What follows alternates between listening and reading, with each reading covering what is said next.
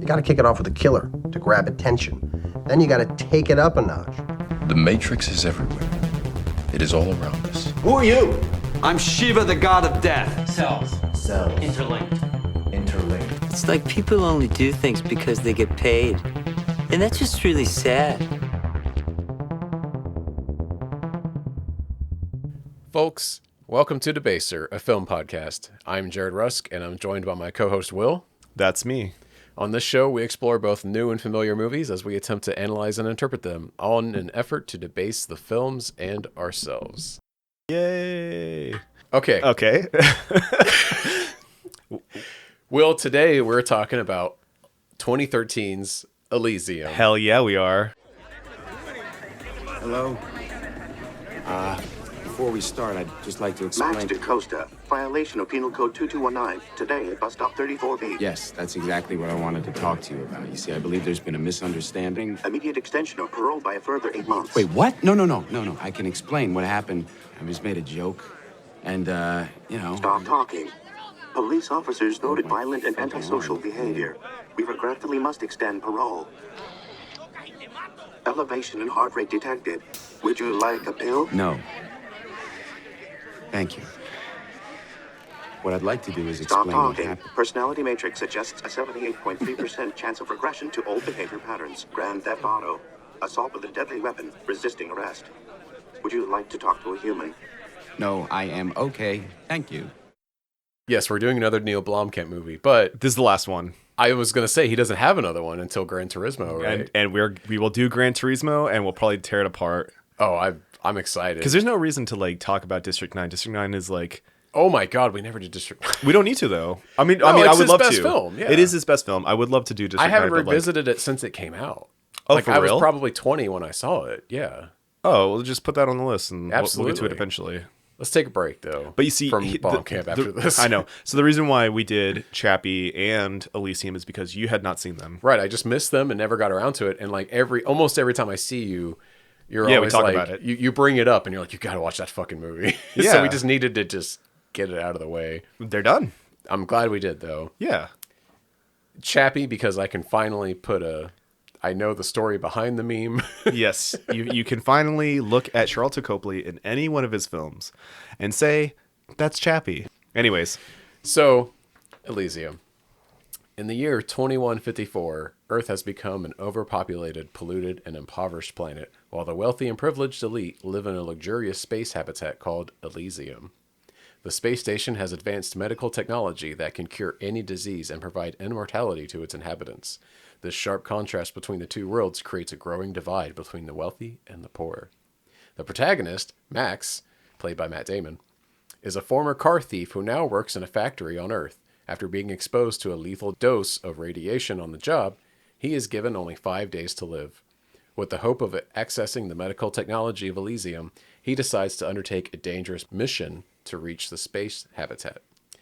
You'll notice this plot synopsis is going to be a bit faster than my other ones. I mean, that's fine, because it's a lot. I figured we're going to... Well, it is a lot, and Yeah. we got a lot to talk about. So. Oh, okay, good. I'm glad we have a lot to talk about. I got a bomb to drop, too, when I'm done here. Oh, God. I've been holding this in. I did not want to spoil this before we start talking. Elysium's Secretary of Defense, Delacourt, played by Jodie Foster, is determined to maintain the exclusivity of Elysium's resources and is willing to use brutal methods to keep Earth's inhabitants out. Meanwhile, a revolution is brewing on Earth, led by a group of rebels, including Max's childhood friend, Frey, played by Alice Braga. Her daughter, I didn't put this in here, but her daughter, Matilda, is played by Emma Tremblay, sister of Jacob Tremblay. Wait, Jacob Tremblay, like the kid that was in Good Boys? And The Room. And, Oh, no way. Yeah, and he's in everything. He's Robin in the Yeah, Harley Quinn show. he's Robin, yeah. He's so cute in that. His voice is so cute. It's He's like like- amping it to 11 to be Yeah, of cute, course. but it's... Did you see Good Boys? I did. It was okay. It was funny. I barely remember it, but it was Look, cute, watching a bunch of 10-year-olds say the fuck word is always right, like- and that's basically the whole hook of that movie. I loved it. It was great. We don't get enough like comedies like that anymore, so Yeah. I'm always happy when there is one. It was funny. Something that a point that I beat to death in our Dungeons and Dragons movie. There's another one coming out, but it's like dogs. It's like, what if dogs instead of kids? So it's Homeward Bound, but foul mouth. Yeah. And MacGruber's in it. I can't remember his name. Will Forte? Yeah. Is Seth Rogen attached at all? Yeah. So it's like a sausage party? Yeah, it's like, no, but I mean, I wouldn't go like that far. But yeah, well, Seth Rogen was attached to Good Boys. Right. That's why it's I the asked, same. too. It's the same thing. Yeah. Okay, well. Cool. You know, I can't complain. I rarely do I watch a movie that Seth Rogen is either involved with or actually in, and I didn't like it. Like, I even liked American Pickle. That was pretty cute.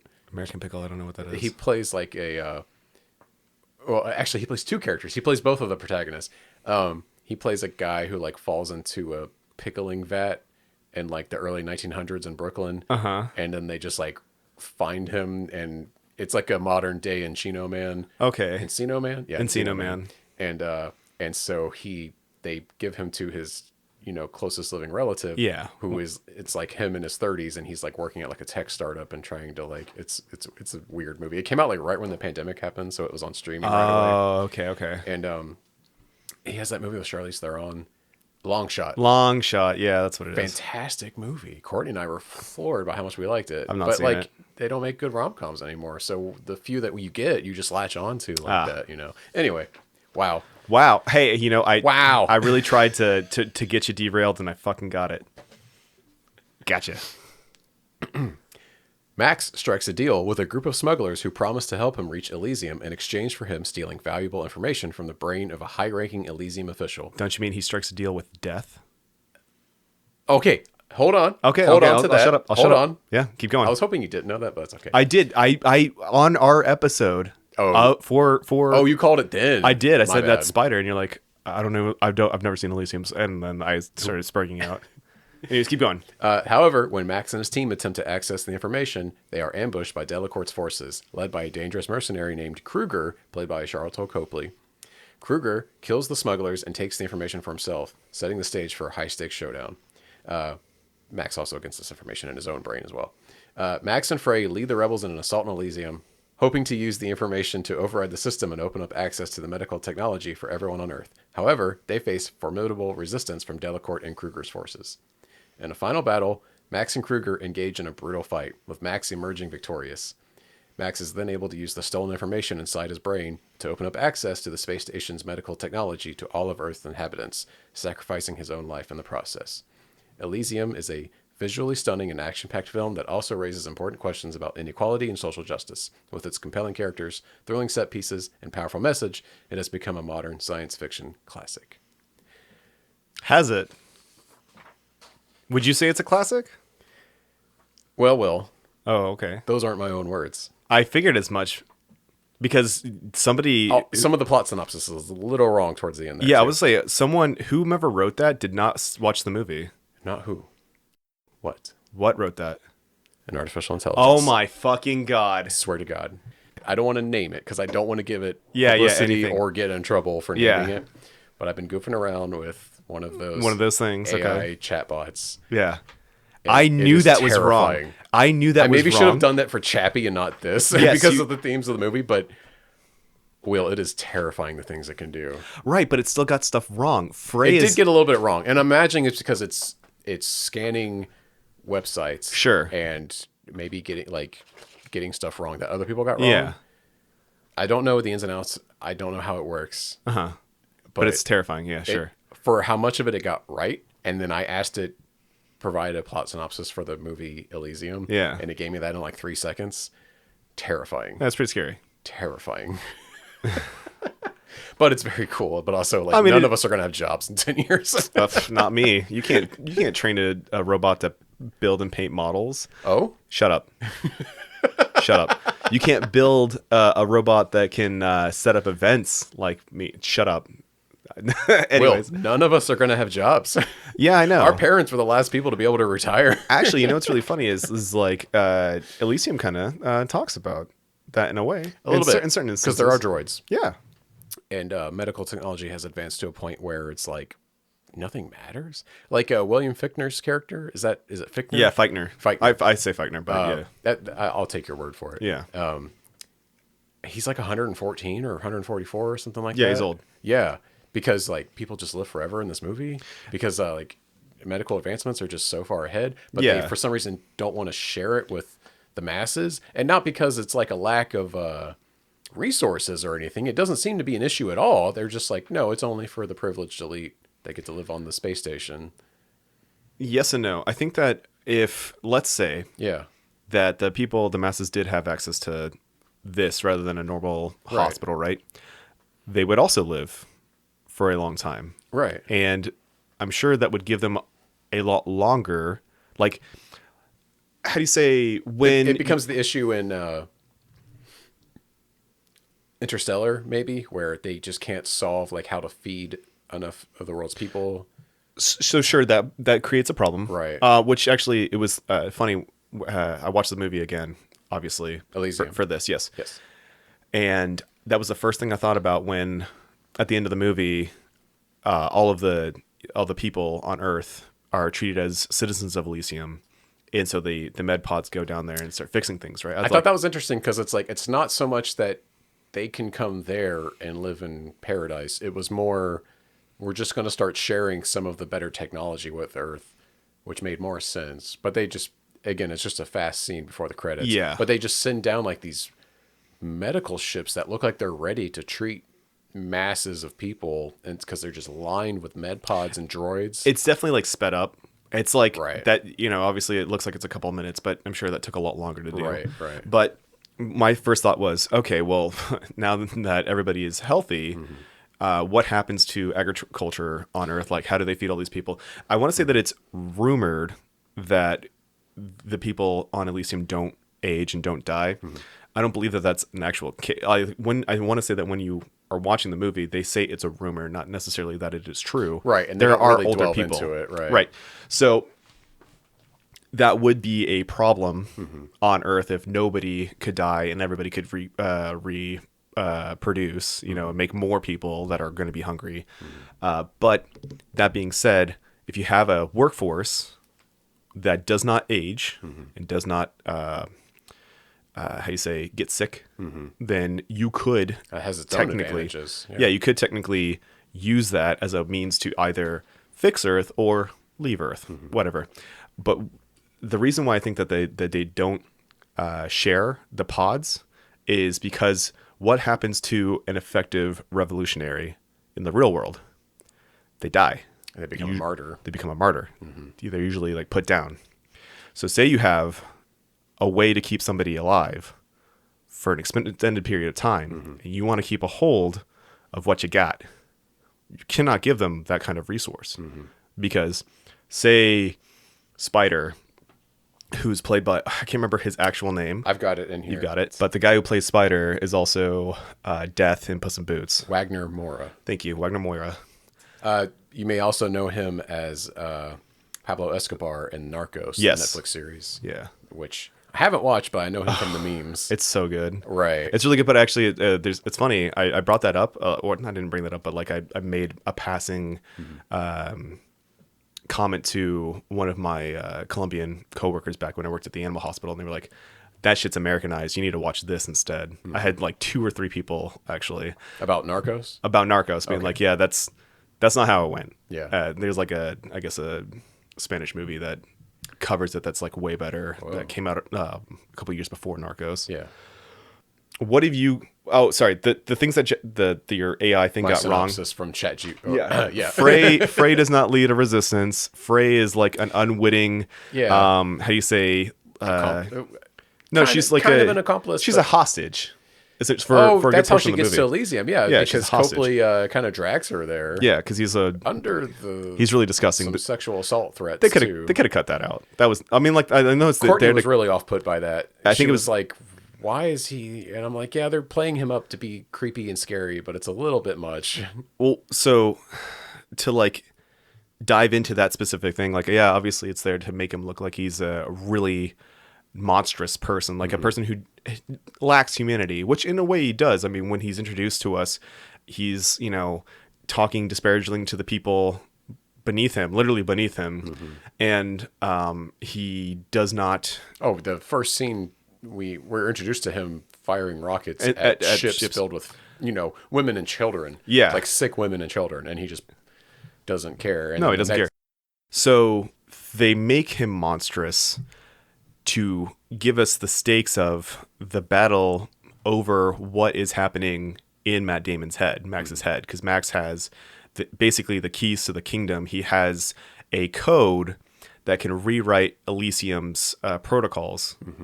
And so you have the humanitarian person in Max, even though like up until right towards the end he is only self-serving, right? But he has a change of heart and helps out all of humanity. So you've got the humanitarian Max, you've got status quo, the liberal in Delacourt, and you have the kind of if Kruger was the one who had the keys of the kingdom, things would be a lot worse for a lot of people. Kind of like an anarchistic. Well, he threatens to do that at some point, right? That's what I'm getting at. Okay, so yeah. I'm saying that these are the three forces. These are the three outcomes for Elysium: status quo, the humanitarian, and the, borderline fascistic.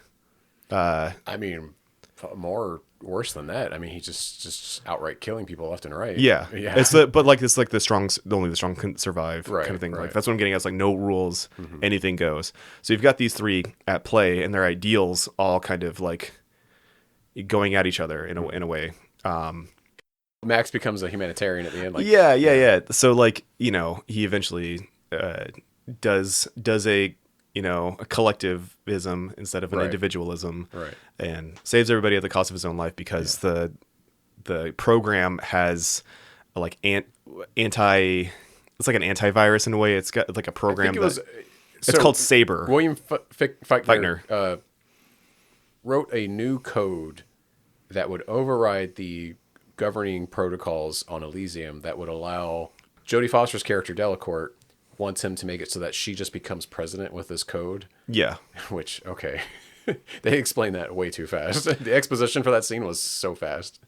There's a lot of stuff that goes by a little too fast in this. Right. And I'll get to this later, but Yeah. I feel like this idea maybe would have been better in like a series, which I know we have a dearth of now. Like there's way too many, 10 episode, like 3-season shows on Netflix and Hulu and what have you, where it's like, wow, this should have been a 3-hour movie at best, But this one actually would have benefited served from it better having an expanded time to get into everything that they're getting into. Yeah. But anyway, William Feichtner writes a code that can help install Jodie Foster as the president because she wants to take over. She's Secretary of Defense and she wants to be the president because she thinks he's a little wimp who isn't willing to do what needs kill to be done. the migrants. Yeah. Right. Kill migrants that are trying to come for healthcare, basically. Yeah.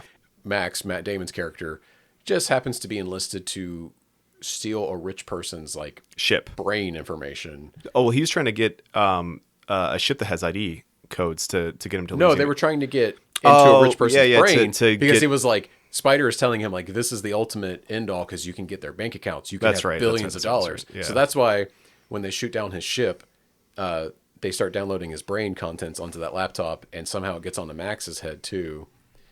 Didn't really catch how that happened. So much like in Chappie, yeah. So there's like a lot of parallel between the two, and I don't want to diverge too much from what you've got written. These down. are just notes, things I want to hit on. Okay, sure. Yeah. So much like Chappie, a brain is treated like the ultimate computer. Right. What was happening was like a Johnny Mnemonic, if you will. Yes, sure. Matt Damon actually had a thing put into his brain to store data. A lot of people have that little thing behind their ear. Yes. And it's like a computer. Yeah. And the computer expert, the guy who installed not only the brain chip but also the exoskeleton that Matt Damon wears, was there to facilitate the transference of data from William Feichtner's brain to Matt Damon's brain. Right. And so that's why he was there. It wasn't that they had to put it on the laptop. And I mean, that guy ended up blowing up anyways. Well, he bails as soon as Copley shows up. Yeah. And gets murked. Yeah. And he gets killed in the most. Well, dude, some of the kills in this movie. Oh, that's the one where they like attach little drones, explosive drones. And Yeah. he just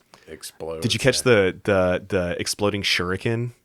Yes, that was so near fucking the cool. End that he tossed into the one of Spider's guys. And the rail gun. The rail gun it shoots through the fucking walls. The chem rail. Yes, that's the thing that he grabs near the end. Yeah, that's when he's shooting at him. Yeah, I'm surprised it didn't go through the shield, but I'm not going to argue the logistics of the technology here. He gets his head fucking blown off by a grenade. Oh, God damn it, dude! The violence I cannot in this believe movie. he had no brain damage for that, and they were able to like rebuild him. It's Elysium, baby. wild. I know. And he comes out, he's looking handsome. He's looking great. If you ever want to see something unhinged one day, Yeah. go to the IMDb page for this movie, Elysium, and go to the Goofs page. I'm assuming it's one person with way too much time on their hands, but someone has gone in there and added maybe 30 or 40 entries of just like technical things that are wrong. Oh. Wild shit. Like someone who watches too much CinemaSins and it's just like a real fucking, Someone has no... real particular, Yeah. real fucking particular. Okay. So one of their points, because I just glanced through it and I was like, oh, Jesus Christ, dude. But I didn't even know this page existed. Yeah, obviously, and it was a guy too. But one of the points is like Men would rather do goofs. men would rather point out all of the inaccuracies in a sci-fi film than go to therapy. One of the ones that I caught was like even a modern day like concussion grenade would have exploded the entire ship and killed all of the inhabitants. Oh yeah, because it would have depressurized maybe the that ship. too, right? But they were saying the explosive force that we see that is just enough to get his head. Yeah. Like they actually show that very clearly too, which was wild. Oh, it was so cool. Yeah. But they were like that. It would have blown up everybody in the vicinity. And Yeah, there would have been like sure, buddy. gelatinized, and the skin would have held them together because of the shock waves. I mean, who cares? Sure. It's a fucking sci-fi Exactly. movie. Fucking They find better things to worry about, man. They've got exploding shurikens. Yeah. So Yeah. some things I want to go over. Yeah, let's go. I had no idea Diego Luna was in this. Yeah, baby Julio. Yeah, when he shows up, I was like, oh shit, that's fucking Andor. You know what's really funny is, so, obviously I saw this movie before Rogue One had come out, because it didn't come out for another like couple years. Oh, yeah. And 2, after I'd seen Y Tu Mama Tambien. Oh, right. And Diego Luna's in that. Right. And I remember like gravitating to this character. I'm like, oh man, he's so cool and he wants to help his buddy. I like this guy. And then he immediately gets fucking murdered. Yeah, he does not have a lot of scenes in this film. Which is sad, because he's a good actor. Yeah, he's great. Yeah, but he plays a small role. He plays Matt Damon's friend.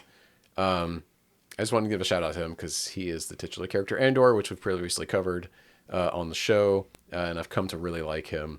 Yeah. He apparently signed on to do the film without even reading the script because he was such a big fan of Neill Blomkamp and loved District 9. A man after my own heart. Right? You know how everyone's like thirsting for Pedro Pascal right now? I'm like, they're missing. I know. Diego Luna is like way better looking. He's a good looking guy. But it's okay. We don't need to quibble on that. But yeah, Diego Luna's great in a few scenes that he has in this film. But I can say I'm not enthusiastic about his haircut for this movie. He's got the pigtails. He's got pigtails. Yeah, for he looks some like reason. Wendy. Does Blomkamp have a thing with giving actors like weird or bad haircuts? It might be a South African thing. You might be onto something because I put on here Hugh Jackman has that terrible haircut. He's got the mullet, but that's like an Australian mullet. But Yeah. Di Antwoord is my other example, and they are. That's them. But that's just them. That's too. them. That wasn't for that movie. No. Yolandi That's always just how they looks always like that. look. Yeah. Matt Damon, has a shaved head. In all of this film, but he pulls it off. Like, not everybody looks good bald, but obviously Matt Damon, like, he's doing a good job. probably was like, yeah, I'll see how I look. I already keep a short hair, and he looks great. Yeah. From the first scene in the film, I immediately noticed that the lens was dirty, and this is knowing Blomkamp. That's Blomkamp, his whole style. Yeah. that's his thing. He probably added it digitally in post production, but there's just like dirt and smudges like all over the camera throughout the entire movie to give it that like grimy Blomkamp aesthetic. Does it have that dirt when they are filming scenes on Elysium? I did think about this. So the very opening scene is Elysium, right? Or at least in space. Because I noticed it immediately in the space scenes. But when they're filming Elysium, that's a good point. I don't remember, or at least in the beginning when they're doing the quick cutaways, when they're just doing like, here's what it looks like. Yeah. Because it probably does when they land, obviously. Yes. But maybe it doesn't when they're just showing it. And like no one from Earth is on there yet. Right. So that gets me into, I'm very confused about the defense system for Elysium. Do they have a military? Do they have an air force? We don't see any military aircraft of any kind, save for Copley's Can I make a quadcopter thing. an inference? Sure. Yeah. Okay. So let's say it's the person that's in power, is clearly some sort of, I guess I could call him a liberal, right? Right, and he's specifically he's Indian too. Yes. So Yeah. this person feels for the common man, doesn't want to have migrants killed and whatnot. I mean, like that's the whole reason why they're separated by space. He seems to be very much against the fact that Jodie Foster, the Secretary of Defense, is like just ready to kill migrants, but illegals as they keep calling them. She doesn't get reprimanded all that much. It looks right. bad. She gets a slap on the wrist, which is bad, like this. Come on, yeah. It's like the optics. That's it. It's the optics. Right. So he's not actually upset. It's more like, hey, come on, this makes us look bad. So you blew, but she blew up 46 people in that opening my scene. thought process is the space station, because it is separated from Earth, does not have a standing army, and it probably has something to do with the optics, right? Right. So, what is her name? Delacourt. Delacourt has Jodie Foster has all of these Splinter Cell people that she can activate at any time. Right. It's explained that Sharlto Copley is like almost like an asset that she has on Earth. CCB. It's like, I forget what it stands for, but it's actually based on a real South African military group unit that existed during apartheid. Oh, no shit. Yeah. No, Neill Blomkamp did that on purpose. Okay. Well, these people exist clearly to be activated, to be like, hey, you know, government's got some dirty work. We got called up. Yeah, exactly. And then, you know, they're not on Elysium. So maybe it's an easy way to like deflect, like, oh, this is a rogue agent, and which she does too. Right. So she can help write it off. And also, like, what I thought was weird was she called on someone on Earth to take care of their down problem. the ships that were heading to Elysium. So he fires surface-to-air missiles from a shoulder-mounted rocket launcher. Yeah. And I'm not going to get into like that doesn't make any sense that they reached. Oh, they don't have there's no way they had the fuel capacity to do it. But once again, this is a dumb or to sci-fi leave the movie. Atmosphere. Yeah, I know. Dumb sci-fi movie. It's set like 130 years in the future. Yeah, they've got a railgun. Right, there's railguns, which would have made way more sense. But I was expecting to see like turrets installed. Yeah, you think on Elysium or something. I'm willing to bet if Delacourt had won, she would have had them installed for sure, or like even like a standing like fleet of ships. Yeah, but the optics, you got to watch the optics. Yeah, which I'm making jerk. But think about it. Think about it. Like that. No, I'm agreeing with you, but like I'm just like the idea of that is stupid. Okay. Yeah. Yeah, they're the whole like Secretary of Defense having to call on a hooded figure on Earth to like fire a SAM just felt quaint. Like this is an elite space station that houses like it houses people that don't want to get their hands dirty. That's the whole reason why they're up there. They don't want to look like monsters, but also they don't want the common rabble to be amongst them. All the more reason to have like a more discreet but effective like defense system. I don't know. But it's easier to just blame somebody at a disconnect. I'm sure that once again, if Delacourt had gotten in, there would be some sort of like thing. But if you think about it, like they might have nuked Earth overnight. Who knows? Yeah. Well, if you think about like this space station has been up here and is being governed by, let's say, the Dems or whatever, they wouldn't. I mean, you could go out of your way and say that like this movie kind of predicted a lot of shit that happened years after in a way. Like if you there's like obviously Neill Blomkamp, he likes to take modern day stuff and put it in his movies. Yeah. And the idea of building a wall of space in between two people, 4 years before, or at least 2 years before, Trump ran for office is. And like, you could also say that the Elysium is more or less like how Elon Musk wants to colonize Mars, get away from the problem. There's a lot of like little things in this movie that are very like, kind of a crazy commentary on what's going on with us right now. Oh, he clearly wrote this like based on the headlines at the time. And I think the migrant crisis was happening in the UK and in Greece too, I think at the time. Yeah. Spoiler alert, that's kind of what Paddington 2 is a lot about also. And then like as I was saying right before we started recording, like this came out in 2013, 2012 we had Coney 2012, you know, we're talking about like the child soldiers in Africa. Occupy Wall Street was around this time. We just gotten done with the 2012 elections. Like there was a lot happening back in the day that I'm sure plenty of people who are our age will remember. Yeah. You know. So it's there's a lot of interesting little parallels that I like that this movie's got going for it. Continue. I kind of thought maybe we didn't see an effective like defense or military force for Elysium because it was either too expensive for the film, like for the budget. Oh, for sure. Or because it would have created some plot holes, because we do see like Spider lands a ship on Elysium near the end of the film. No problem. And he doesn't have any resistance. Yeah. And it's because their one asset is distracted, maybe. The Secretary of Defense is dead.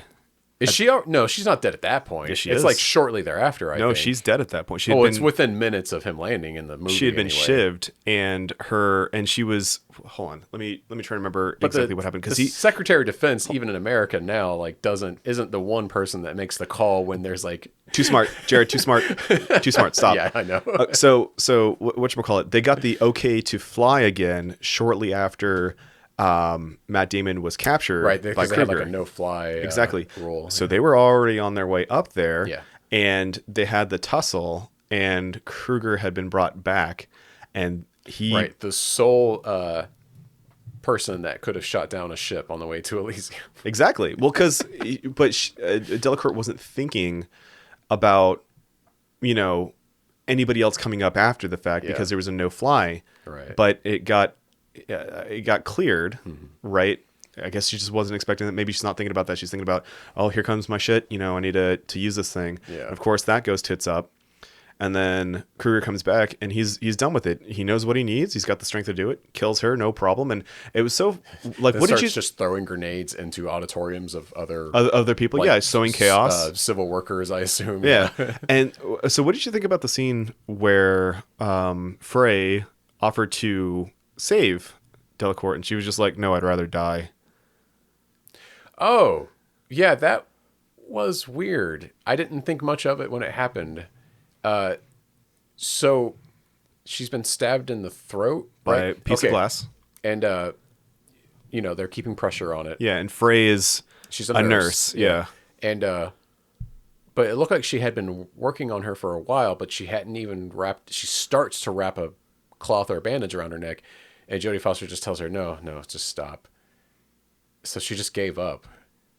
I'd rather die than have a filthy migrant. Was that save what me. you think it was saying? Absolutely. Because part of me, like, I think for a minute I was like, oh, like, you know, I think she's Brazilian. You know, the Hispanic coded nurse from Earth, aka illegal, because that's what she keeps calling the people from Earth that aren't, you know, Elysium citizens. Is like gonna like save her, and maybe she's gonna be like, okay, you guys are. I have a change of heart. You know, kind of bullshit. Yeah. She'd rather die. She'd rather fucking die. I just thought she was weak-willed. No, she's strong-willed. But, she stood by her convictions, Jared. Anyways, keep going. So speaking of Delacourt, does Yeah. Jodie Foster have a German accent in this? She has a French accent. It's French? They all speak French.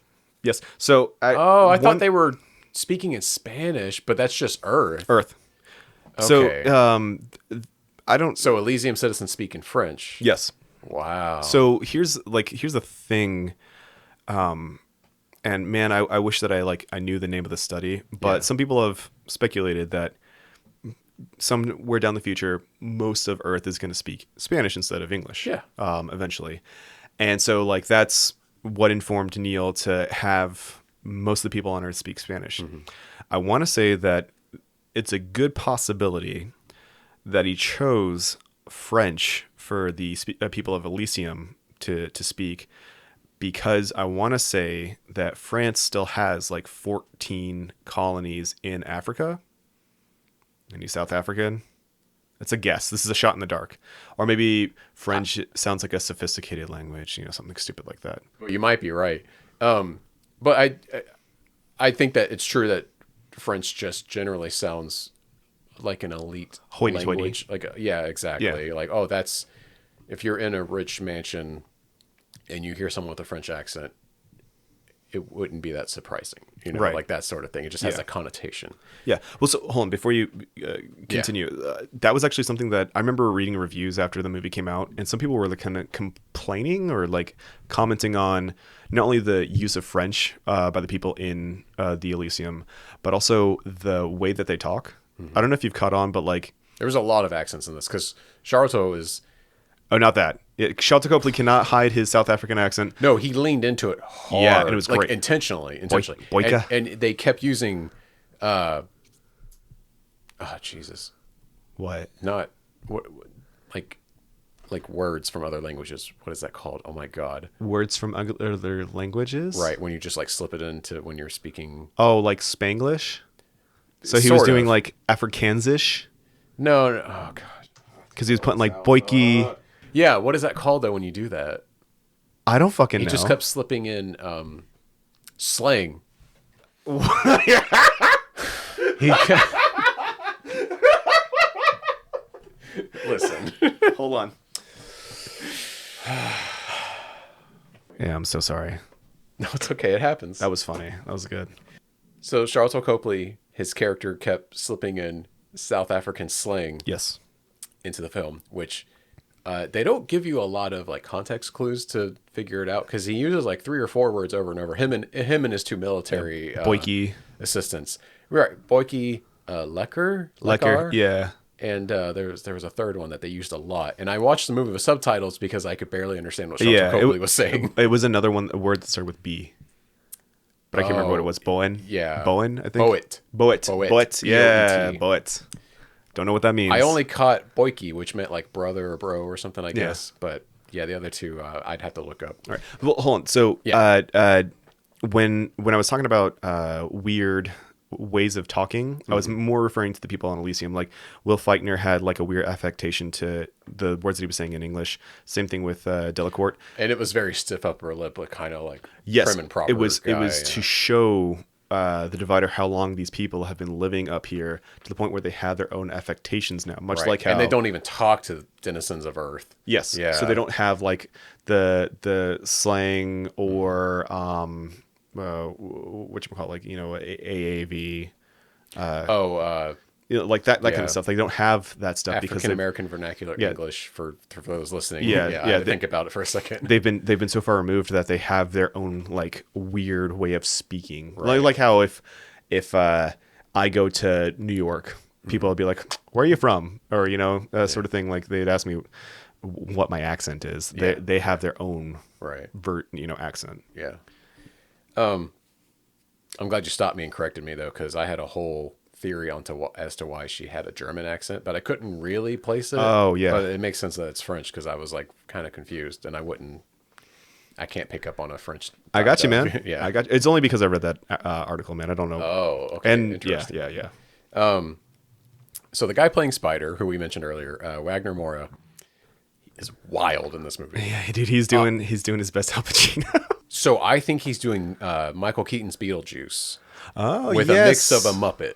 Okay, yeah. Because in a lot of his early scenes, as he's talking to Matt Damon's character, he's like, every time he says something, he's like shaking with every word he says. Yeah. And his whole face is shaking. And his hair is just all over the place. My favorite one is when Matt's got him fucking by the shirt, and they've all got guns on him, and even Spider's got one to his he's head. got like a knife to his throat. And he goes, "What? You took a full dose?" And he's like, "Yeah, man. I've only got 4 days to live. You see this? Nothing." And like he delivers the line so fast, and he's just like, "See this gun? Nothing. Everybody, drop your guns. Drop your guns now!" He's so good. He's spitting in Matt Damon's face, and he's so sweaty. It's like great. super manic and like probably hyped up on like drugs or something. Well, he's got maybe. like I think the reason why they call him Spider is because he's got a web.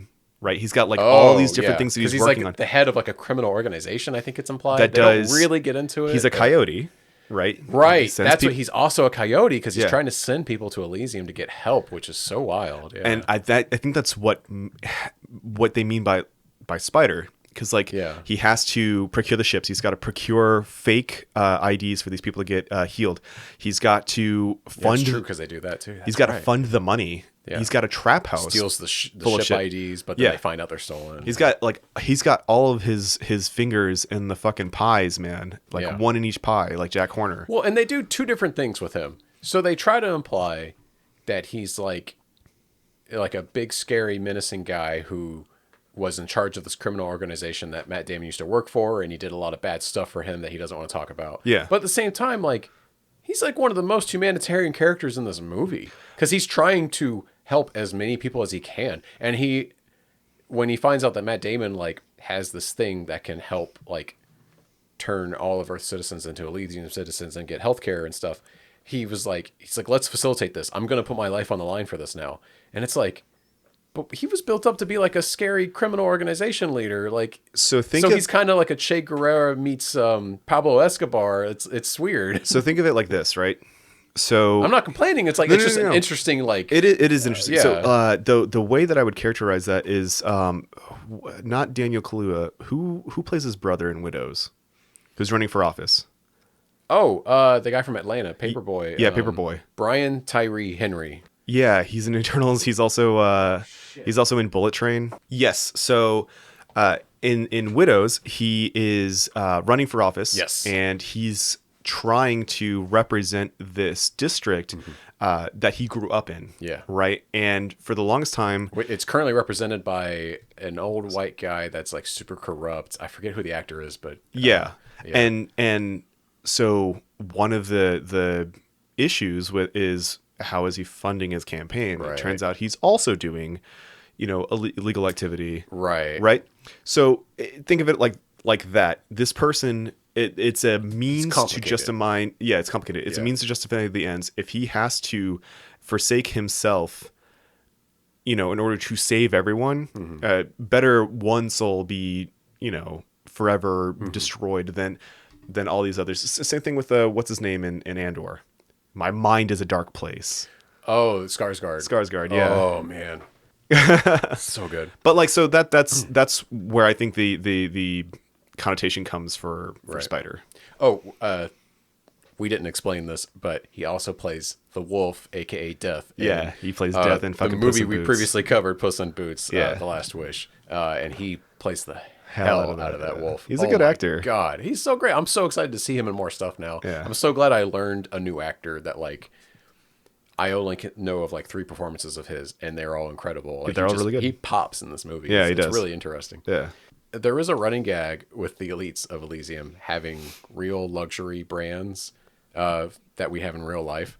I didn't think you would clock this because I know this shit. Nope, and I sure wish- didn't. There's no reason to know this shit. What the fuck are you talking about? So Jodie Foster has like a smartwatch, but it's very like... I'll get into the tech later, yeah, sure. But she has this humongous smartwatch that's branded with the Bulgari logo. Bulgari. What the fuck is that? Super expensive, like watches and shit. Really, Okay. really dumb stuff that no one should buy. And I thought that was funny. But also, and this one was clear as day, William Fichtner's... Has a tattoo. What? Oh, you go first. So his spacecraft Yeah. that he goes to go... He's like heading from the factory on Earth back to Elysium. Yeah. And that's when Matt Damon's crew like shoots him down to Yeah. steal his stuff.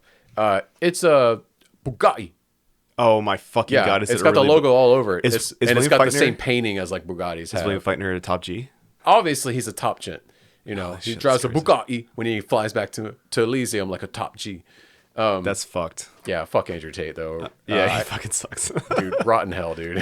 Rotten prison. He So has what's his tattoo? He's got a thing? tattoo, but it's like a skin tattoo on the side of his face. Like he also has one that's right up here on his forehead that kind of looks like you know how if you go see a play, there's like a microphone that comes and sits on somebody's head. It looks like one of those, but underneath the skin. And then he's got a word tattooed across his face, but it's like a fake thing. I want to say Maybe it's something they don't get into because there is. they've got like the rich people have implants or something. Yeah, we see an inhabitant just getting out of a med bay pod in one scene, and it looks like she has like wires under her skin, but they never explain it. Okay. So maybe it's something That's probably what it that he is. didn't get to explain, but it was like something cool that he came up with. Neill Blomkamp. Yeah. That came up with like in the production design. For a second there, I really thought you were gonna be like, yeah, the thing that's tattooed on the side of his face is like a Bugatti. it's a Bugatti. Yeah, he's got when you buy a Bugatti spaceship, You get a tattoo. Get a free tattoo of the Bugatti on your face. Fucking stupid. Just imagine you saying that with like aviators, no shirt, and a giant cigar, a bald head, and bald as hell, and super shiny. Yeah. Let's not. Anyways, keep going. Fuck that guy. Almost ruined a generation of boys, yeah, but boys. Hopefully he got put in prison quick enough. He's out again. God damn it.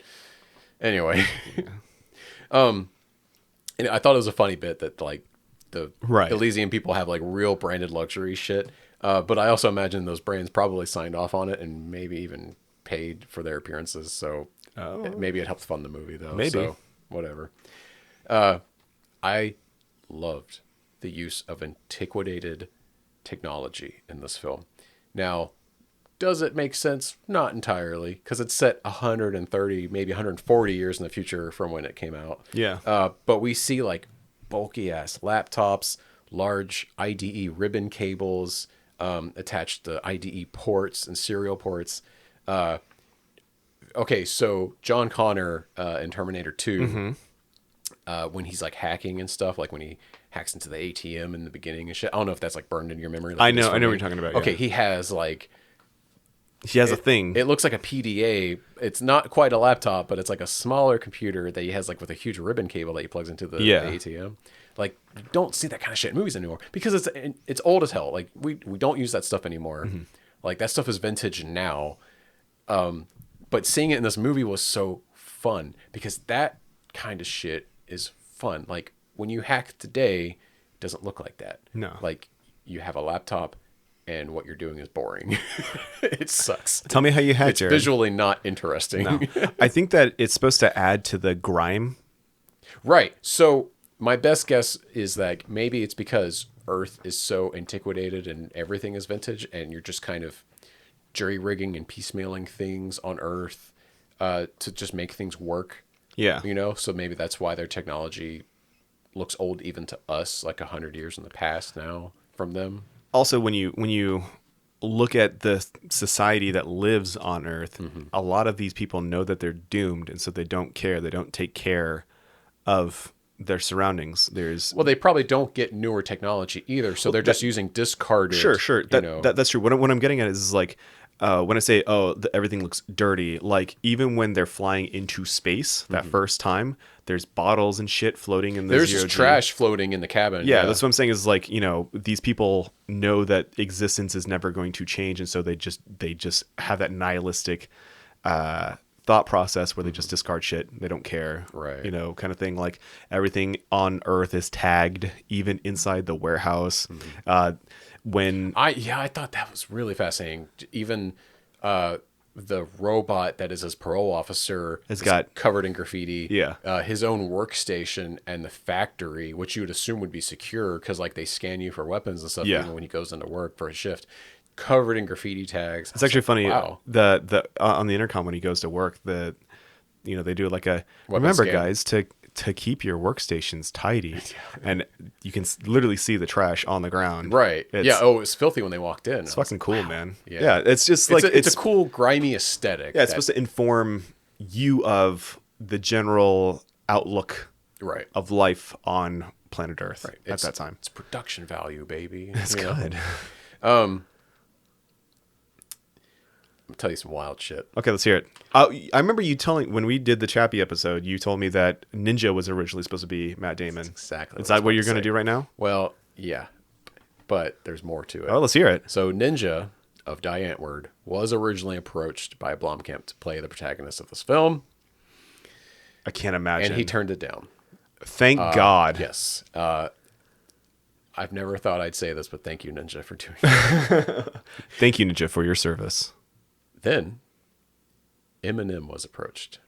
Oh, fuck. I knew about this. Oh, God. He was offered the role, and Eminem requested that the film be shot in his hometown of Detroit. Which wouldn't have been a bad idea. Right. I actually, that would have given it a little bit of a different aesthetic, but it would have been neat. Right. So they mostly shot this film in Mexico City for Earth. Mm-hmm. Well, it's playing Los Angeles on Earth. Yeah. And then Vancouver for Elysium. Yeah. That's why French. Because, like, Canada Well, it doesn't has hurt. French. It doesn't hurt. Yeah. So, but also they speak Spanish a lot, or like a mix of English and Spanish Yeah. on Earth. But I think generally, like you said, he's going for that vibe of like so many of Earth's inhabitants are going to speak Spanish Yeah. or a mix of both. And I think it's also safe to assume that like the hoity-toity elite are going to speak French or with a French accent. Yeah. Anyway, so Eminem proposed like, hey, if I do this, I want you guys to film in Detroit. The studios were like, no, we're not doing that. Probably because of like filming credit reasons, like they get tax incentives to film. Oh, yeah, in yeah, yeah. Vancouver especially, and I'm sure Mexico City probably had the same deal. So Eminem had to turn it down, and then they went to their third choice, Matt Damon. Matt Damon. In what other movie was Matt Damon third in line after those two to play the lead? That's really, I mean, that is interesting. Wild. I mean, fortune favors the brave, or whatever the fuck he said. God, that's right. Matt Damon, you're canceled. You shilled for Bitcoin, you dumb motherfucker. I'll bet you that paycheck. Him and was Larry fucking David great. both, and Spike Lee. Spike Lee made a whole ass commercial for some Bitcoin Did company. he? Oh, Oh, my God. God. Who What are we knew doing? that? Never mind. It's- I've lost yeah, my joke. let's- I don't have a good one. And this isn't a technology show. We can't get into it. Okay, this is probably entirely unnecessary, but hey, this is what we do here. During the fight scenes between Matt Damon and Sharlto Copley, couldn't help but think that Matt Damon wouldn't have stood a chance. He would have been outmatched, especially in the later fight when Copley has his own exoskeleton. Yeah. So it's not a huge leap to assume that Matt Damon is maybe craftier and more intelligent than Copley's character. And it's outright stated in the film that Copley has like mental health issues or something. I forget. He's a little unstable. He's unstable, right? He's been reconstructed so many times that it's caused a problem in his thought process. That's right. It's like, oh, that wouldn't been the first time he lost his head and some shit like that. Well, there's like an offhanded remark by somebody early on to explain that, like, he's not all there. Oh, because they were he's seen too much. because I want to say that the president was talking to Delacourt, Right, and was about, like, like, you can't be you have to using fire this this guy. guy. Yeah, Yeah. he's unhinged. He's unhinged, yeah. So he's, presumably he's not at his full capabilities as a trained veteran soldier. However, I would have liked more explanation or exposition on Matt Damon's background as a thief and his jobs for Spider in his past life. Because it's, we get a lot of inference that like he's covered in tattoos, and when he runs into Frey, like, he has to explain like, I'm not doing that anymore. Yeah. That he was probably a scrappy young upstart in this criminal organization, just doing what he could to survive. Obviously we see that he had a hard life. So I would have liked to see him like learning to protect himself and like fight dirty, like, do some street fights, or, Sure. having to pull a, knife on somebody when Yeah. you need to, or something like that. And, cause he grew up on a crime ridden, like decaying, forgotten planet. And I In think- Los Angeles, he lives in Los Angeles. Well, he's like living in a gigacity. But Los Angeles is treated as if it's a favela, Yeah. like just a horrible crime ridden city to live in. yeah, So I think if we saw him like doing this as a young kid and learning how to fight dirty and stuff, it would translate to him having skills to match and eventually outwit a well-trained and well-equipped mercenary team, which he does, seemingly just because of the exoskeleton suit, though. So the way that I infer this is Kruger is short-sighted. He's a person who wins by brutality alone, and so He's more of a shock and awe guy too. I Yeah. don't think that he's thinking about the next, the third or fourth step. He's wanting to land killing blow after killing blow after killing blow. Right. The only time he's ever shown any kind of ingenuity is when he hooks himself to Matt Damon and pops a grenade and says, if I go, you go too. That's true. Kind of that thing. was like the only surprising thing he did. Yeah. Right. Whereas Matt Damon, obviously, he has to think, multiple steps ahead in order to achieve his goals. I'm going to say this, though. I think the reason why we don't have a backstory like that is because, A, they focus too much on his whatever romance with Frey. Who cares? Like, I remember... Well, and that's helps to explain why he makes the choice he makes at the end, because he's attached to her, and then her, subsequently her daughter, who tells him this cute little story about a hippo. Oh, and so God, he's it's- like, no, I should do the it's- better thing for the honestly, world. I think that they could have like hatcheted all that bit out, had him find his humanity some other way, Yeah. and saved you 15 minutes. Yeah. But anyways, you could have given him like, this is him growing up. The second thing, I think the reason why they don't like show Matt Damon doing a lot of physical stuff is was this before he was doing the Bourne movies? No. It was after? There's no way. And the reason why I say that is because like I was watching some of the action sequences. You know the part where he's fighting the robot when they're trying to kill or trying to steal William Feitner's information? The Bourne movie started in 2002, and I think he was done with them by 2007, but then he came back and did another one. 2016. So 3 years after this, he did the fourth one. I'll have to watch that one because during that one scene, there was, and I'm not even joking you, I counted 9 cuts to put him up against a truck and throw him to the back of the truck. Yeah. 9 cuts. Well, he's fighting with prosthetics. Sure. So I imagine you couldn't make long, clean takes of him fighting with that suit. You know what I mean? Sure. You haven't seen the Bourne movies? You're not familiar with them? I'm not, no. So he's really I'm good sure at he's really good the in those. fight scenes are incredible. That's why I asked about this, because I was like, he's not an action guy. I'm like, oh well, no, actually, hold on, he did the Bourne movies. That's right. Is, yeah, but I think the production of this film inhibited his fighting skills because he's wearing the suit covered in like blood prosthetics and like just covered in props. So it was probably really difficult, and they had to cut around it. Sure.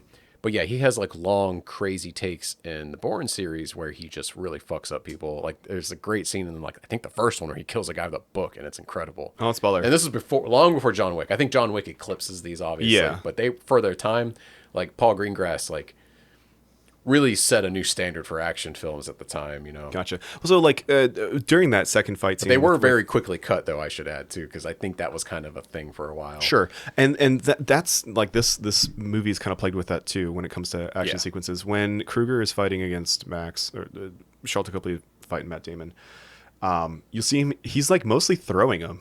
Yeah. He's like mostly tossing him around because like that's an easy one. You just put a cable to a guy and sling him backwards. And I think they're also trying to show the force of the exoskeleton. Like, it allows you to like toss people around.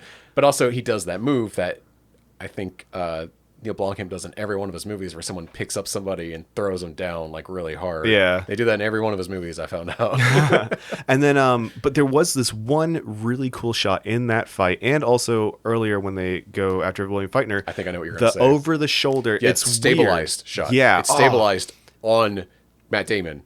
I think there's another one later where they stabilize Copley. It's stabilized Matt Damon both times. Yeah. Because the first one is when they're attacking William Feitner. And it's cool as shit. It's really cool. Yeah. So, and it's only for a small bit scene. And I was like, I would have liked to have seen more of it, that. But I bet it was really hard. I think it was because in that second fight scene, Sharlto Copley like does a spin and hits Matt Damon in the face with the shoulder, and then does another spin and goes for a punch, and they cut right before the punch hits. Right. And I want to say that maybe like filming that it just didn't look right, and the editing had to get rid of it. I'm willing to bet there's way more of those shots in that movie that had to get edited out. So that's kind of why I think Neill Blomkamp is so fascinating. But he tends to work better in short form, it seems. Yeah. He has a ton of short films that you can watch on his YouTube channel. Or you used to be able to watch Oates on YouTube. You can actually buy Oates through Steam. I bought that shit for $20 when it dropped, and then it was on Netflix for a while. It still might be, and his short form stuff is really good. Right, because he has inventive ideas that maybe in a full movie feel half baked, but in a music video or a short film, it's incredible, and you just get like a little snippet of an idea. Yeah. But River God, if you go watch Oates, River God is the best one. It's like I think you explained it to me. Yeah, the Vietnam one where whatchamacallit, the American army had to create like a suit, another exosuit. He loves these fucking exosuits that bends bullets around the guy in order to fight against this dude who gave over his soul to an ancient Vietnamese river deity, and the guy's got like he's like a meat creature that has psychic powers. It's so fucking cool. It's really rad. I want to talk about like Copley. You talking about him being better for short form, I think is like the ultimate how you say judgment on his stuff. Yeah. Well, so we were saying we really liked that behind the over the shoulder So like stabilization thing. very video game, and very we would have liked fucking to have cool. seen more of it. that. Yeah. But I don't think it worked. It didn't work out for whatever reason. I'd love to hear more about that. Yeah. But so since we're talking about that, Neill Blomkamp has stated his feelings on this film when he was doing the press junket for Chappie in 2015. He was asked how he felt about Elysium overall, and he's like, I have a full quote here. Yeah, let's hear it. So I'm quoting Neill Blomkamp here. I feel like I fucked it up. I feel like ultimately the story is not the right story. I still think the satirical idea of a ring filled with rich people hovering above the impoverished earth is an awesome idea. I love it so much. I almost want to go back and do it correctly, but I just think the script wasn't. I just think it didn't make a good enough film is ultimately what it is. I feel like I executed all the stuff that could be executed, like costume and set design and special effects very well, but ultimately it was all resting on a somewhat not totally formed skeletal system, so the script just wasn't there. The story wasn't fully there. I wholeheartedly agree with what he's saying there. Yeah, he wrote the movie. I stayed to watch the I don't credits. think he had there's no co-writing credit with his wife either. It directed and written by Neill Blomkamp. But yeah, I fully agree with what he's saying there. The movie is good, but the script feels a little half-baked, and it either should have gestated longer or had a few more rewrites, or even, like I said earlier, maybe it would have served it better to be a series. Yeah. You know? And I know it's hard to go from... You could flesh out so much more with the series. You could have made Julio's death more impactful. You could have made the relationship between Max and Frey more impactful. Like, I know they spent like a lot of fucking flashbacks and make her an integral part of what's happening, when I feel like you could have just cut that out entirely and the movie would have been exactly the same. Yeah. Like, I mean, I'm glad that he figured it out. He figured out his own shortcomings. He went back to, at least he can acknowledge it. Yeah. And he has since gone to do Oats, which you were talking about, where he makes a bunch of short films on like tighter budgets. Yeah. So he gets to explore his ideas more. But yeah, maybe in when this came out, it would have been a real downgrade to go from doing films to doing, series. But now it's almost as prestigious. Like, so many major directors do like a 10 episode series for like Apple TV or Hulu or HBO or whatever. And so maybe now's the time. I would like to see him get to do something like that. Speaking of which, he's got to get through Gran Turismo first. Well, and that feels like for them, he's like a journeyman job. But hey, if it's halfway decent, makes his money back. If it's not a fucking, I'm sure he's got some cool ideas and some camera touches that he's gonna. Hey, maybe we'll see the return of the over the shoulder thing focused on a car. Wouldn't that be fucking badass? Actually, yes. That'd be cool as shit, right? Yeah. Yeah. That could be something. It could be something. Let's hold out hope for this. Buddy, what you gonna say? So, this movie really reminded me of a Netflix series, Altered Carbon. Oh yeah, yeah. But I've heard Altered. I've watched like the first couple episodes. Yeah. But once what's his name body jumped from the first one to the second one. Yes. I was like, oh, what the fuck is going on? That Altered Carbon's more like a Deus Ex. Or like Cyberpunk. Like that's it's a little Blade Runner. It's a little everything. Altered Carbon, because it's based on a book that is obviously. Oh, that's right. But the book was from a lot of other sci-fi. Altered Carbon is a great Netflix series from a few years ago. There's 2 seasons, but it delves into a lot of sci-fi tropes. But yeah, Altered Carbon is great. It deals with a lot of the same stuff that Elysium deals with, but instead of this is the premise. So instead of the rich and elite living on a ring in space where they have all of their stuff, compounds and healthcare, they just live forever because they are able to upload their consciousness to the cloud, and every time their bodies become, sickly or diseased, they get a new sleeve or whatever. Right, they just get a new cloned body, or maybe an athlete's body, or they just do so many interesting things with this. And our protagonist is a soldier who started as a rebel. It's fascinating. I don't want to give too much of it away. I've seen bits and pieces of it. I I mean, yeah, in a way, it's like, but like you could say that the movie in Altered Carbon's kind of similar to the fucking Island. Do you remember the Island? Yeah. With a bunch of clones. Michael Bay's 2005-ish with Ewan McGregor Ewan McGregor and Scarlett Johansson, I think. Is the woman? I think it is Scarlett. Yeah, and they make clones to harvest organs and shit to keep normal people alive or rich people alive. I mean, it's the same thing.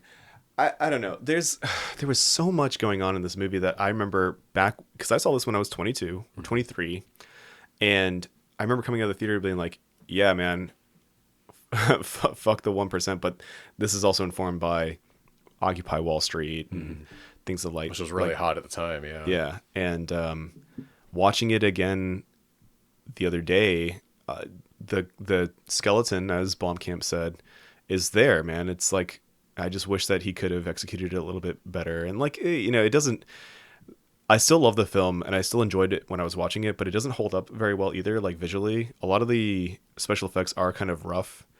And it turned a profit though. Yeah. Oh yeah. Cool. That's good. Yeah. I forget the exact numbers, but it made, I think, double its budget that's good. Worldwide. Yeah. And that's why he was able to make Chappie with a bigger budget. Yeah. Oh, which we talked about. Speaking of Chappie, did you enjoy the Chappie robots in this movie?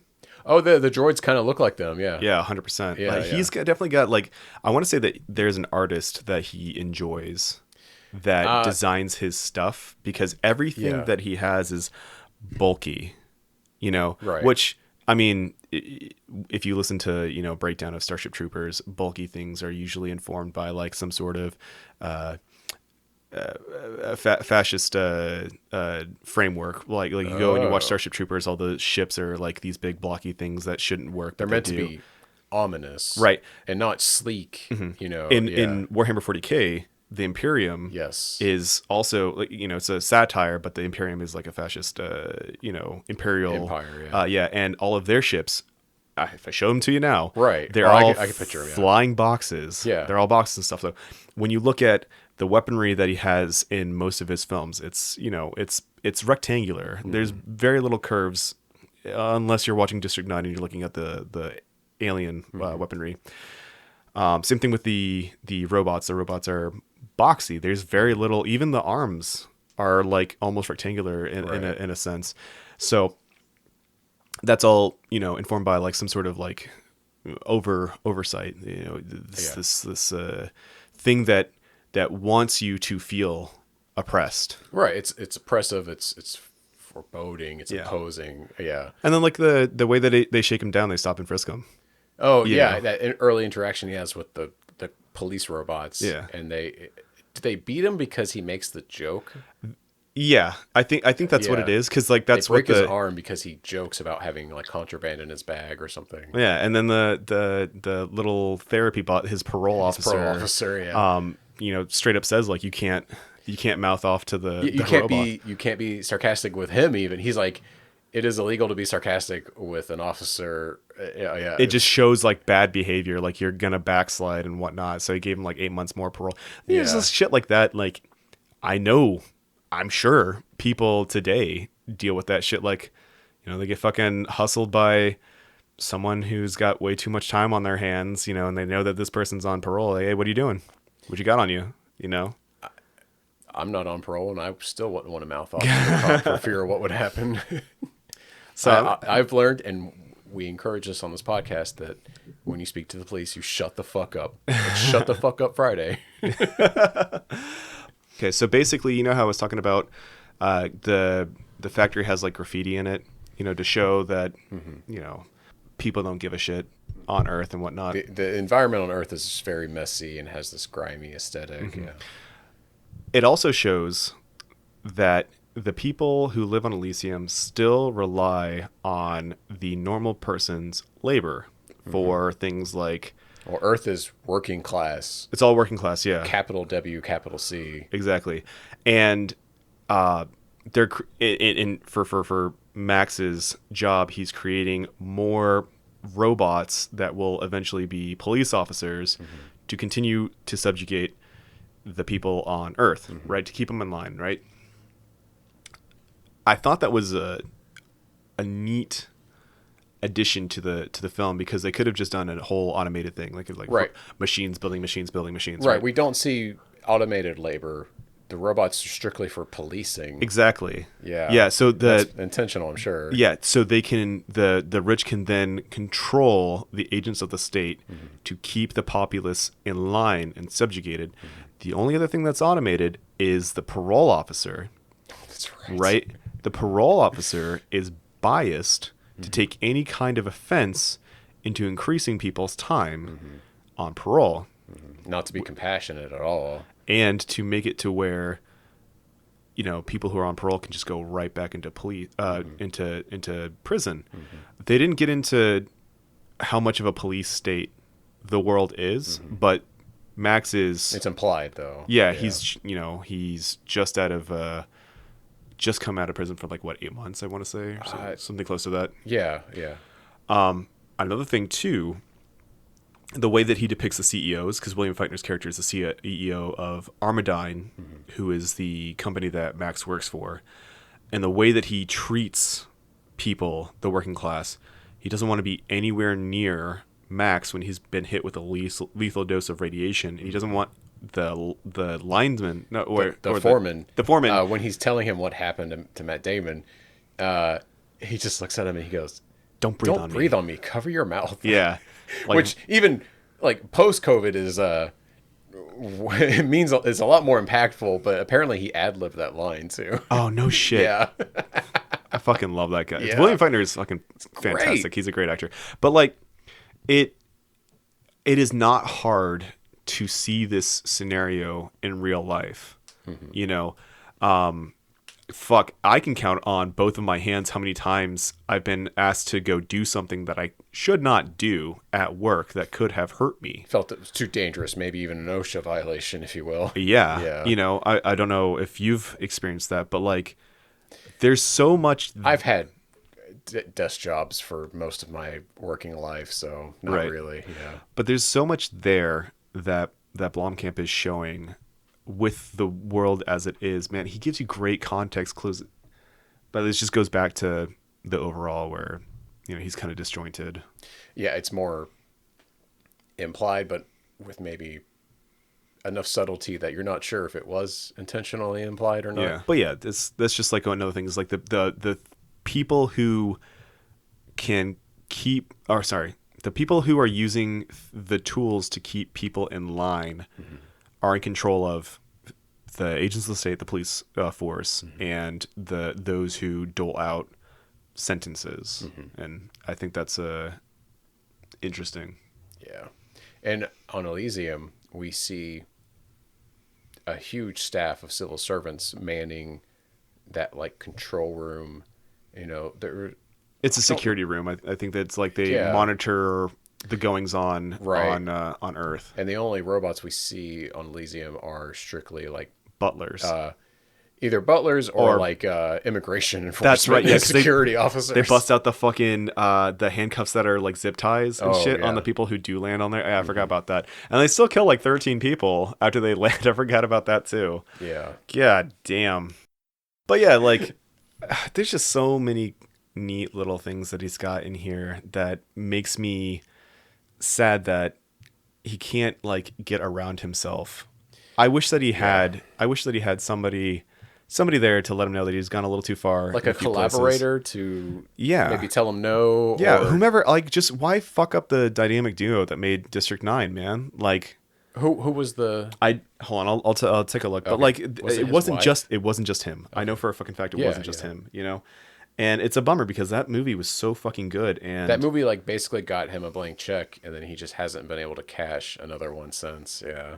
Even though this movie did make it did fine, yeah, but it's not exactly critically lauded. Exactly, I think it has like a 65 on Rotten Tomatoes, which is fine. Terry Tatchell, which I do believe is his wife. Oh, that is his wife. Yeah. Yeah. Oh, she co-wrote Chappie, so that doesn't mean that she she's did, didn't she? Yeah, yeah. I think that. So she's not the glue that. Well, so it's not like writing. Hold on. So Emma writing Thompson. Chappie, Okay. writing Chappie does not mean that she was on board for getting Ninja. Maybe and Ninja Yolandi wasn't in even in the script. There's a good possibility. Or maybe he's like, hey, just make this character named Ninja and this character named Yolandi. And she's like, Neill, honey, are those the weirdo rappers that you've been hanging out with? He's like, don't worry about it. Don't worry about it. And then we get that. So, Jared, what's your overall thought of this movie? Like, what did you think about it? I thought it was fun. Oh, you thought it was fun? That's good. Yeah. I do think it was a little half-baked. I would have liked to have seen it explore the themes that it presented more. I think it's weird to say that, like, I would have preferred this as like a 10-episode miniseries. Sure. Something like The Expanse. Where it could have like actually delved into this, because there's a lot of interesting things going on, and because it's moving at such a fast pace and it's short, it's hard to like take a stop, breathe, and take a lens and just kind of throw things and they feel a little too fast. Yeah. Which is weird to say, because like movies are too long, and this movie's only an hour and 50 minutes. Which when I saw the runtime, I was like, oh hey, all right. Yeah, but I think that he put too much attention on things that just didn't matter. Yeah, because maybe it would have been aided by cutting some of that stuff, like just limiting the scope a little more. Yeah. But this is a movie where he wants the protagonist to go from an everyday, working man who gets radicalized by his injury. Yeah, right. Gets radicalized and becomes like a hero to an entire planet, essentially. And like, it's hard to do that in an hour and 50 minutes, It is. I will say I'm going to applaud and give Neill a little pat on the back for at least being brave enough to make a movie say about healthcare for all. Yeah. I mean, but like, was that the popular thing for Hollywood to do? I don't remember anything else coming out that around that time that was doing that, or even like predicting some of the crazy shit that's happened recently. I mean, fuck, I told you right after the 2016 election, I rewatched Children of Men, and it fucking blew my mind how relevant it is to this day. Yes. If you take anything from this episode, watch Children of Men. Don't watch this fucking movie. This movie is good. It's fun. It's good. It's got like excellent, dirty sci-fi. You're getting different hits out of Elysium than you are out of Children of Men. But like, yeah, if you want to really watch a good movie that's like kind of poignant right now, Children of Men, go watch it. Like a friend of a friend gave me the DVD when I was like 16 for Children of Men, and I just remember sitting in the corner of my room sobbing, watching it on my little 10-inch TV. I saw that in theaters, man. I had a poster. Shit. I love that movie. Damn. Yeah, it's really good. Yeah, I was just floored. I had no idea what to expect. I just knew I kind of liked Clive Owen from Sin City, which was like my favorite movie when I was a teenager. Yeah. It says a lot. Yeah. I'll take it though. I was a big Robert Rodriguez guy for a while. Which reminds me, I need to see Alita: Battle Angel, which I heard is pretty similar to this. Let's watch it. Yeah. I love that movie. Oh, you've seen it? Shit. I saw it in theaters. I should have with Wes and Jackie. Oh fuck. Yeah, oh, cool. Haley didn't want to watch it, and I was like, I don't give a fuck. I want to watch this fucking movie. Yeah. Like, I am gonna support live action anime if it's done right. And it was good. I've heard it's fun. Yeah. Don't watch this movie. Go watch Alita. I'm just kidding. Do you want me to do a review on Mario real quick? Oh, sure. Yeah. Okay. Insert spoiler alert for Super Mario movie. I'm not going to spoil. Oh, okay. I mean, you can, but it was a I'll movie. Just insert a That's warning. it. That's my review. It was a movie. It was a movie. Yeah. Put that on the box, baby. Hey, you know what? It was in all honesty, it was fun.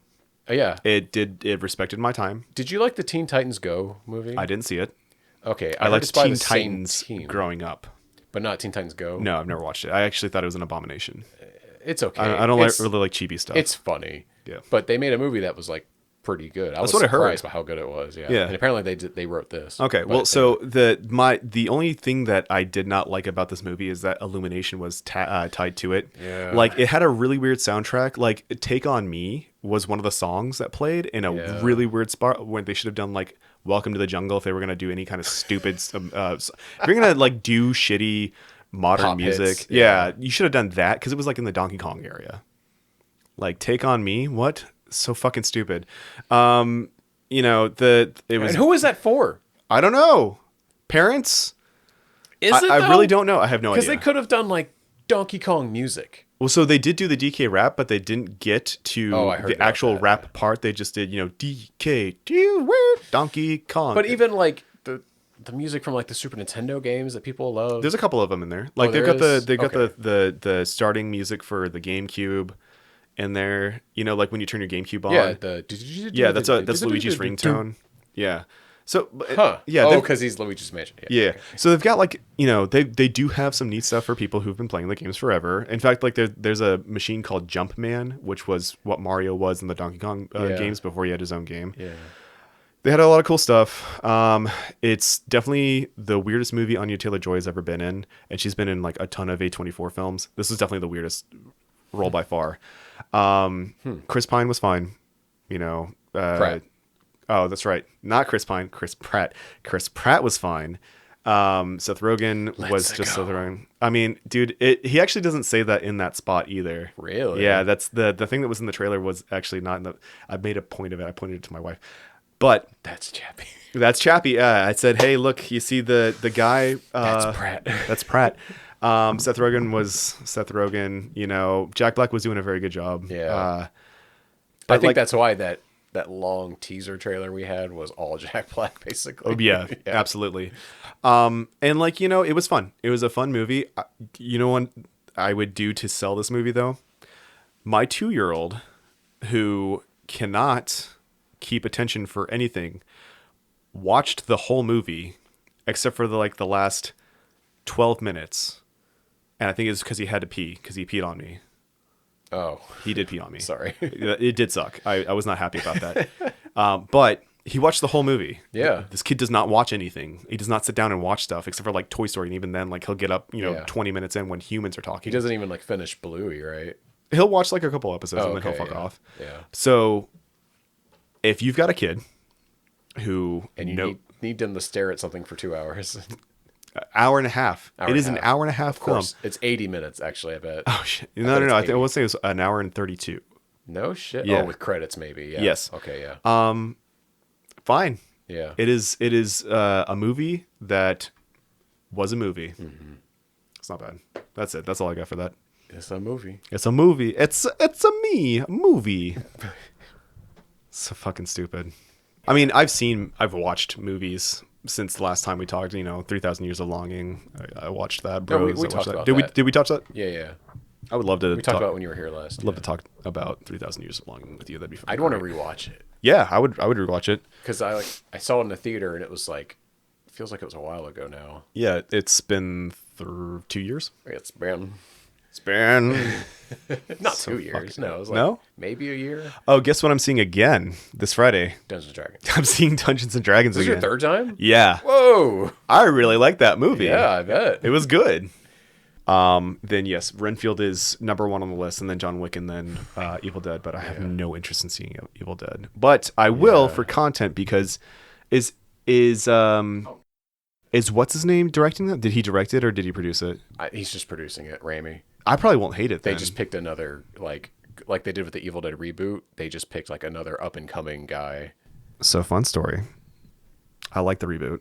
Yeah, it fucking rules. It was awesome. It was really good. Yeah, I liked it a know. lot. It wasn't goofy like the original. I don't like. You know what we should do? We should do an episode on Drag Me to Hell.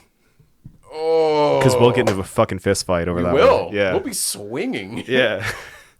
Well, folks, thanks for listening. You can find our show on social media by searching for @DebaserPod. I'm Jared Rusk, and you can find me on Twitter @JaredSRusk or on Instagram @solid_slack. Or don't. I don't give a shit. It would benefit us to follow the show on Twitter or Instagram, This is true. which is @DebaserPod on all platforms. Yeah. I was able to lock that down. Good job. Will, where can people find you, and what would you like to plug? You can find me on Instagram at pocket_infinity, like the gun from Destiny. Or also, don't fucking follow me on that. Follow the podcast. You know, and I brought this up, and I don't mean to drag this on, but we got to post more photos of me and you seeing movies, man. Yeah, we should. It would help, I think, if we were more active on social media. By the way, Yes. this is like our 8th or 9th episode that we've recorded. Maybe even 10. Shit, I hope it's not 10 because I would like to actually celebrate. We need for to the 10th. start looking at the number. We need to say, like, this is episode. I only know the number when I go to upload it. Yeah. Because it tells me. Yeah. And like I just uploaded the 7th for tomorrow. I set it for tomorrow. So tomorrow will be 7, but we're recording like the 9th or 10th. This is the 9th, so next episode's the 10th. Okay, let's celebrate next Yeah, let's do it. Because, Will, I found out, so there are like an estimated 4 million podcasts. Yes. 44% of them have 3 or less episodes. Okay. We've already eclipsed that. We're double that already. Hell yeah. So we've made it. We're into the top, like, I think 25% now. Fuck yeah. And when we reach 10, there are less than 750,000 podcasts that have 10 or more episodes. Oh, shit. So we have outlasted, more than 3/4 of the competition. Yeah. Just grounding them in the dust. Adapt, overcome, survive. We couldn't do that without you. Yeah, we can't do it without your support. So thank you for listening. We love you very much. If you come to my house, I will give you a blowy. Okay, no. No, I told you not to offer sexual favors. But we do appreciate everyone that listens. I'm pretty sure we know every single person that listens to the show personally, but we do appreciate it. I will say that some of Haley's coworkers listen, which is great. Hey, to the 2 people that work with my wife, hey, thanks for listening. I love you. I appreciate it. I have mentioned my podcast in passing to people at my work. Yeah. I'm a little afraid to actually tell them the name of it. You know what? I found out my mom has listened to some of the episodes. Oh, my parents straight up. I know you said, listen. You told me that your mom. They've started listening to it on their like living room like speakers. Hell yeah. Which terrifies me. That's awesome. Yeah, I think my mom listened to the Puss in Boots one. Oh yeah. Yeah. Oh.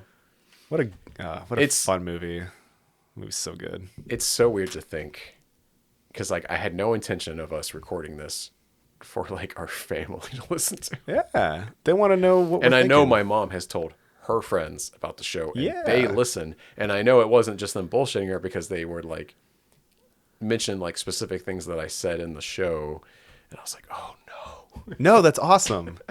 That's awesome. probably getting I'm not gonna cut back how many times I say fuck. Okay, it's not happening. No, we shouldn't bother censoring ourselves. I can't do it. Fun. I literally Yeah. can't do it. But okay, the Demon Lover episode's never coming out. I want to hear it so bad. I loved that. God, that whole night was so fun and so funny. It was a trip, but it was a good experience, Yeah. So good. What an awful movie. But all that is to say, folks, keep telling your friends about the show. Yeah. We'll help, reshare our posts when we tweet about the show or post about the show on Instagram and Facebook even. But yeah, we appreciate everything you do. Hit and download every Wednesday or whenever you get Whenever to you do it, it's yeah. fine. We love you. We love you so much. Thank you for listening.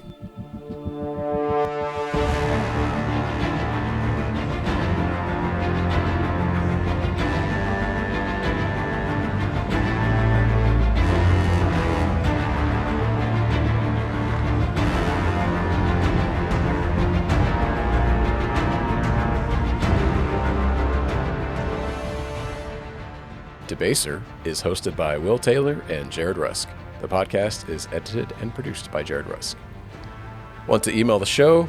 You have comments, questions, anything? Send it to podcast@debaserpod.com. Want to help us out? Please leave us a review on your podcast platform of choice, especially Apple Podcasts. And tell a friend or two to listen to Debaser. Thank you for listening, and take care out there.